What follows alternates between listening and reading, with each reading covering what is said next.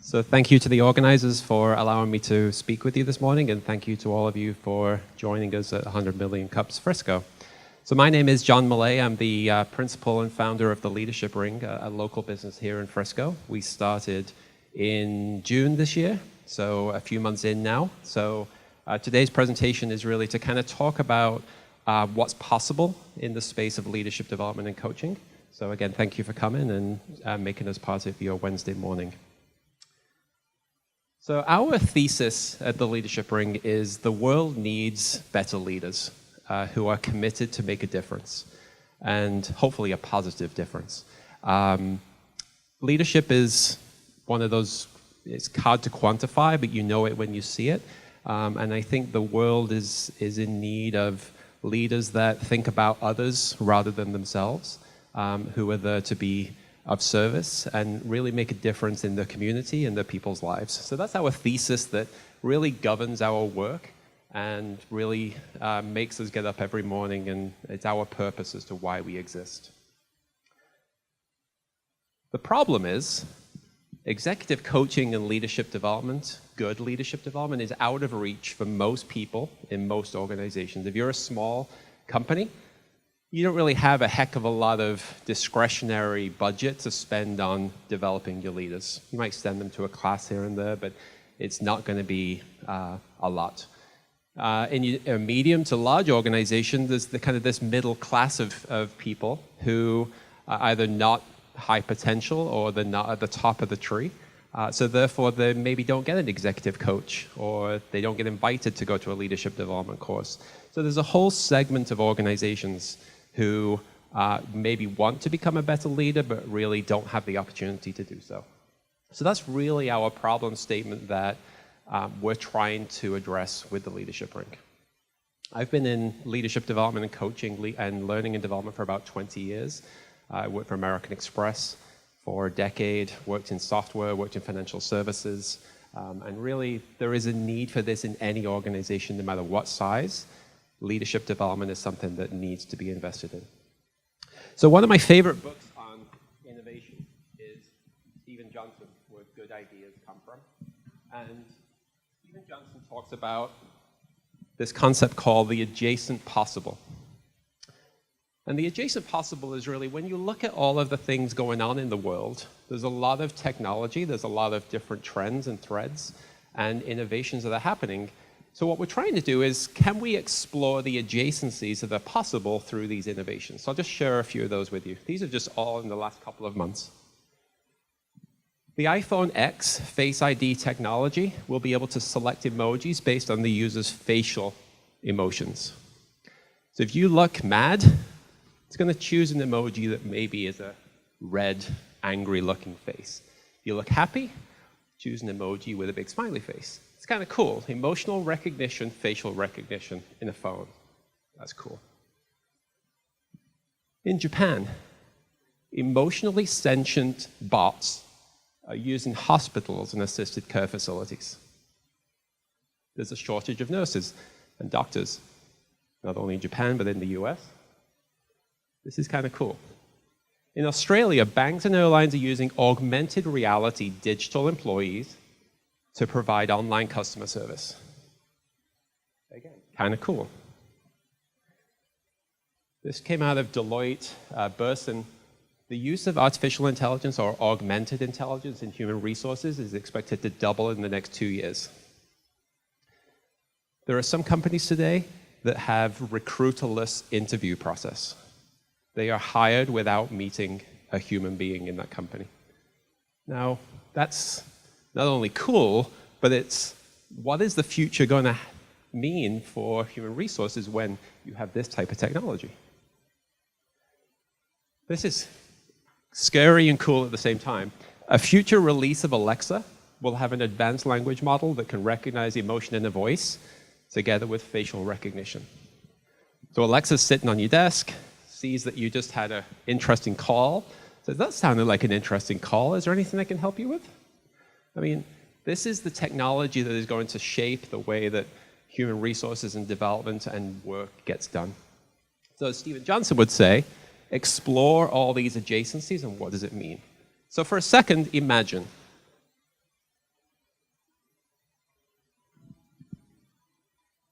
Executive and leadership development available to you or any of your organization's leaders at any time, instantly connected with a digital coach who is attentive, shows empathy, knows who you are, and is able to give you impactful coaching and development in the moment. Is that so far-fetched? I had a conversation this morning with the head of learning and development for a 1,000-person software company.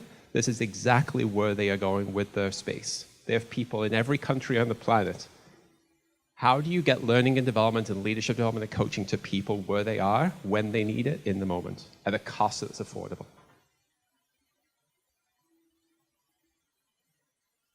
So the space, this is a $31 billion a year industry. Leadership development and coaching. Obviously, you have your leaders in this space. You have your Harvards.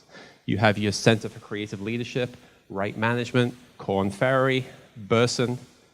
They have the chunk of that $31 billion. But there is a huge segment. I mean, leadership development covers a whole spectrum. Coaching, online courses, books, classes, coaches. So we don't want all of that $31 billion, but this is probably in addition to that. As I mentioned earlier, there's a huge underserved segment of organizations which don't get any leadership development or coaching. So that $31 billion could grow, or you could begin to chip away at some of that through the use of the technology I just described. So I'm a great fan of Simon Sinek, so we have a why, we have a how, we have a what. Our why is to lead the democratization of executive coaching and leadership development inside organizations. We want to open it up to more people. How? Put imagination, inspiration, impact, accessibility, and affordability at the core of our offerings. Most leadership development, it's kind of a little bit ho-hum. There's a lot of me too. We want to put these things at the center of everything that we do. And what we do, we deliver world-class coaching and development programs. So this is what we have. We have the digital coach, which we're building out. We have a human coach available now. And we have development programs available now. I will. All right. All right. Thank you.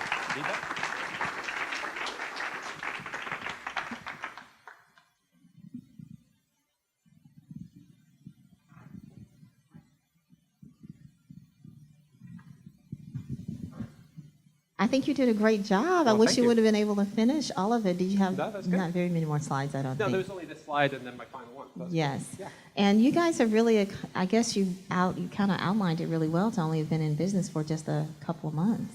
Yeah, I've been in the space for 20 years, so it's kind of bringing that. But where is this space going? That's the question that we're trying to address now is where you just don't deliver what is, but what is possible. What is possible. Cool. Well, I'm Malithia. I'm one of the organizers, and we're going to kick off our Q&A now.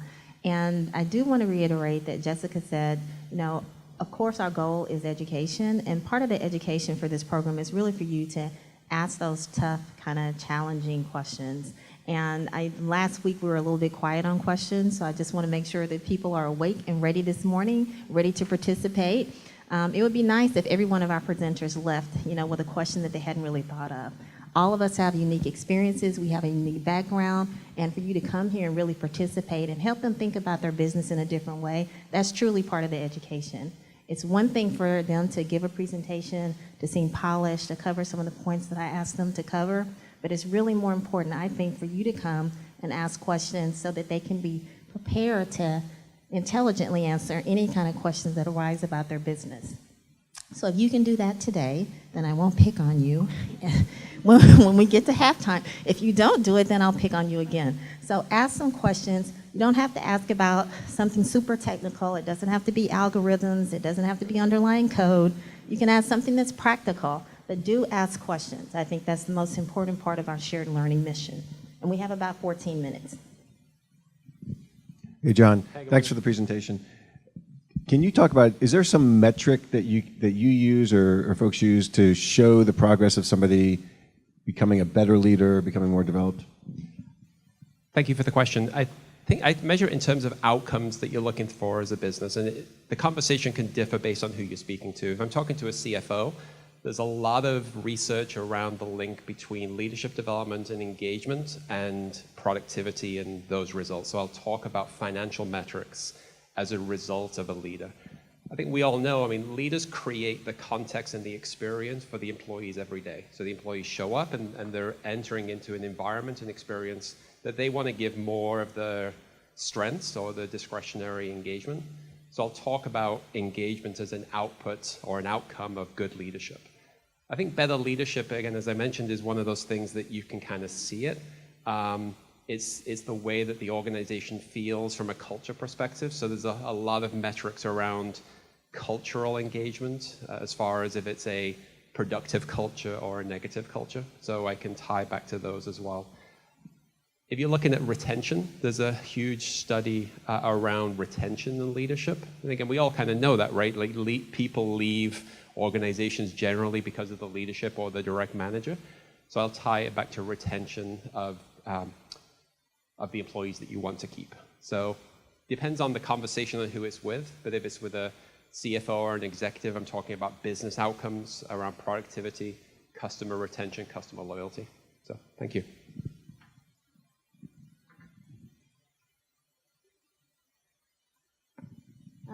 So I have almost two questions, but Okay. So what is the theoretical basis or evidence base that you are bringing the coaching from? So my background is in leadership development and coaching. I have 20 years of experience in that. My master's degree is in organizational consulting and change.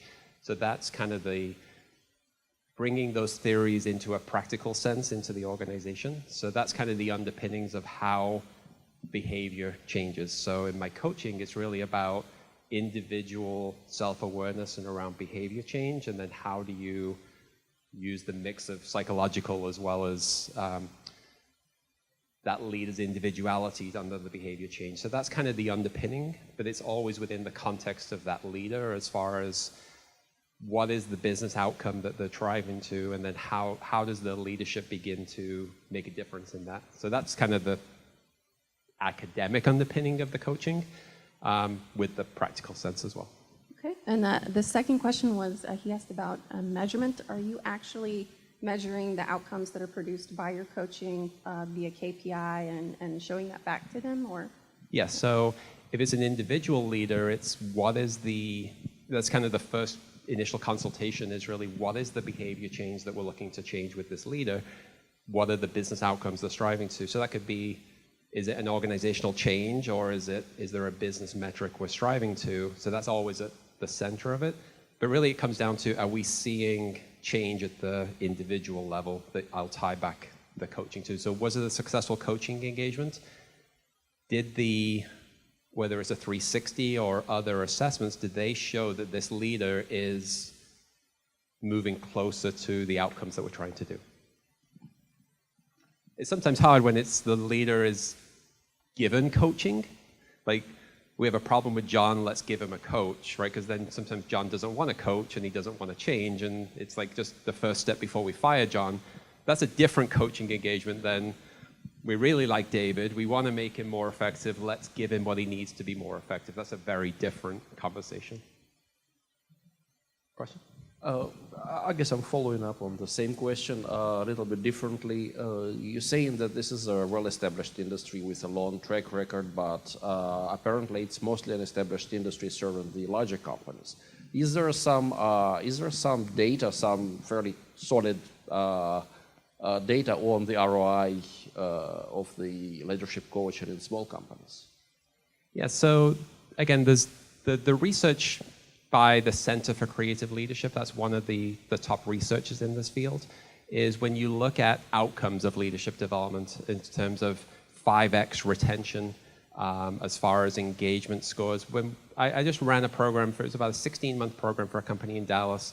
We had 100% retention of high potential leaders through that program. We saw engagement increase by about 25%. And business growth of 10% over those 16 months. So again, depending on the company, the metrics that they're going to look at may be very different. A large organization, as you said, they're looking at maybe looking at retention or engagement, or they're looking at how do we grow and progress our people. But for a small company, it could just be we want to develop the next group of leaders. You know, when you have an opening, do you have to go outside to look for the next leader, or can you go to your bench? So it could be measured in terms of succession planning. But again, depending for a small company, those are the metrics that we typically look at, is business growth and retention of key people. Thank you. So it's not necessarily dollar by dollar. It's other parameters. It's not how much is the outlay and what can you realistically Yeah, there's always expect going to be a somewhat of a causality, right? Or if we increase our leadership development and engagement, we'll see revenue of X. There's never going to be a direct correlation, but you want to be able to point to some of those other metrics which have a leading indicator to revenue. John, tell us about your business model, and are you looking to partner with some of the large corporations or small corporations, or is this a kind of individual outreach for leadership training? Right now, it's an individual outreach for companies. So we are currently working with companies in the small to medium space. The conversation I had this morning was, I guess it's like a medium to large company, who are looking to augment. They're already doing some things around this space, but some of the companies that I talked about, like Harvard's a great university, right? But it's $60,000 to go to a 6-month leadership development program. If you want a coach from Right Management or Korn Ferry, $25,000 to $35,000 for a 6-month engagement. Now that's kind of some crazy money. So for those small to medium size, our business model is we're going to give you affordable, world-class coaching and development at a price point and accessibility for your company. So that's kind of our business model, is to go into that segment of the market, because Korn Ferry and Right Management and CCL, they're not looking at small, medium companies.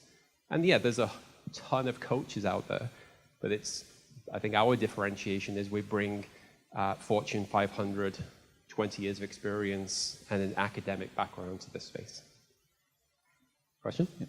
So you mentioned that in the near future you're planning on having some automated coaching, it sounded like. Can you elaborate on that, like what that's going to look like? Yeah, so we're about a month into that conversation right now, and again, as we're kind of exploring those adjacencies. The advances in language processing and emotional facial recognition is entering into every space, whether it's customer service, banking, recruiting, hiring, interviewing, all of those things. So what it would be, and in our design for it, is a machine learning algorithm that we'll build over time that is able to recognize the person and be able to engage in a conversation with that person through a subscription-based app. That's our premise for what that will be. But again, you can say, can a digital coach really coach somebody? There's so many other things that enter into that.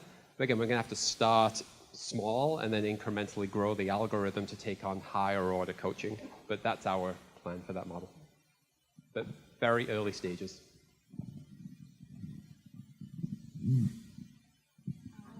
You mentioned a bit offering a lower price point. Could you tell us a little bit about what area that's in, and also how you tend to locate clients or potential clients? So this is the 3 offerings. As again, I mentioned the digital coach. So the plan for that is that will be a subscription-based app. Again, very early days on what that might look like from a price model. So we do coaching on demand as well as in-person and virtual options. So we offer both packages of coaching. So if somebody just wants a small dose of coaching, a package of 3 in-person coaching sessions is like $450. They can get a 2, 3, 4, 5, 6-month subscription, which gives you on-demand text, on-demand email, plus in-person coaching over those months. So for example, a 6-month coaching engagement is $1,800.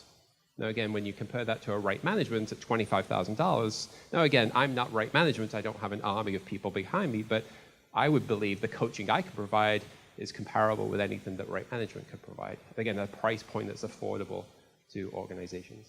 And then we also offer leadership development programs. So out in the lobby are some brochures on this, but we offer a 3-month manager development program, which is 6 sessions over 3 months around manager capabilities and manager development together with coaching.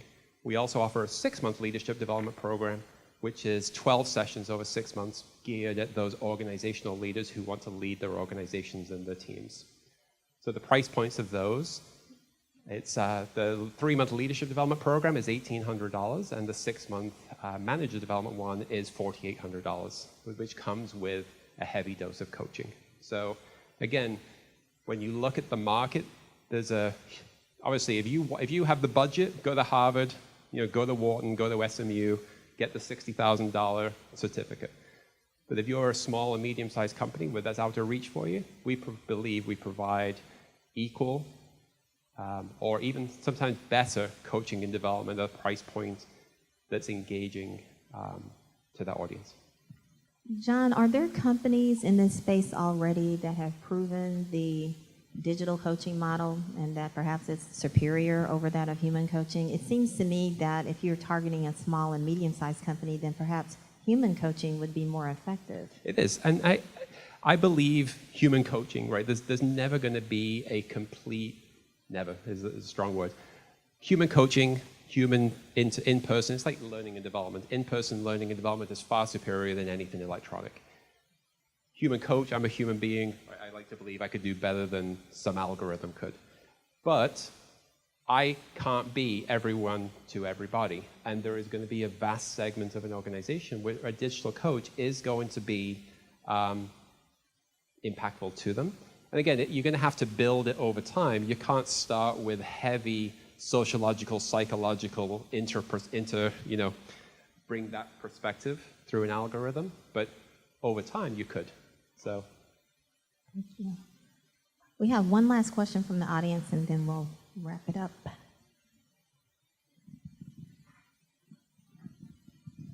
Hi, thank you very much. Thank you. Regarding coaching individuals or even small groups, is there some sort of selectivity criteria for matching coaches to those to be coached? So, for example, personality tests. This regards to human coaching. Yep. So in larger coaching organizations, so if you've got the right management, for example, and you want to coach, they will match you with industry experience. You'll be able to choose, do you want a male coach or a female coach? Do you want somebody who's worked in industry? So they'll do a matching exercise.